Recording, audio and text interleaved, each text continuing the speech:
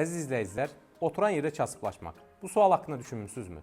Tutaq ki, əlinizdə müəyyən bir pul vəsaitiniz var və onu dəyərləndirmək istəyirsiniz. Səhm bazarı haqqında düşünürsünüzsə, Amerikan səhm bazarı tarixin ən yüksək zirvələrindədir. Qızıl haqqında düşünürsünüzsə, qızıl hər gün rekordlar qırır. Daşınmaz əmlak bazarı haqqında düşünürsünüzsə, daşınmaz əmlak sektorunda qiymətlər hər gün yüksəlir. Yox, pulu evdə saxlayım deyə düşünürsünüzsə və bu suallar haqqında məlumat əldə etmək istəyirsinizsə, bu suallara cavab verə biləcək vacib makroiqtisadi bir göstərici vardır. M2 pul aqreqatı. M2 pul aqreqatı dövriyyədə olan nağd pullar, cari hesablarda və o cümlədən tez bir zamanda nağdlaşdıra bilən əmanətlərdir. Yəni, qısa dillə desək, nağd pul və bankda olan asan əlçatan pul vəsaitləridir.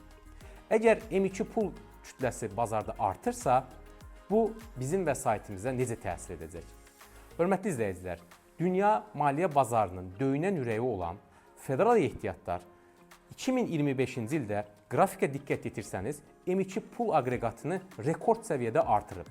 Əgər M2 pul aqreqatı və yaxud da sadə dillə desək, dövriyyədə olan pul kütləsi artırsa, likvidlik artırsa, bu səhm bazarının şişməsinə, yəni yüksəlməsinə, qızıl və digər əmtialərin qiymətinin yüksəlməsinə, daşınmaz əmlak qiymətlərinin yüksəlməsinə və bunun əsas səbəbi də daşınmaz əmlak sektorunda inflyasiyadan qorunmaq üçün investorlar daha çox bu sektorlara yatırım edir.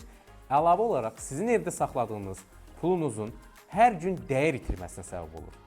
Siz sadəcə bir makroiqtisadi göstəriciyə baxmaqla bu trendləri öncədən proqnoz edə bilərsiniz. Hörmətli izləyicilər, biz AzFinLab olaraq maliyyə bazarlarına ticarət edərkən iqtisadi qanun uyğunluqların sizin investisiyalarınıza necə təsir etdiyini və onları necə öncədən proqnoz edə biləcəyinizi öyrədirik. Bizim təlimlərimizə qoşulun, hər zaman trenddə öndə olun.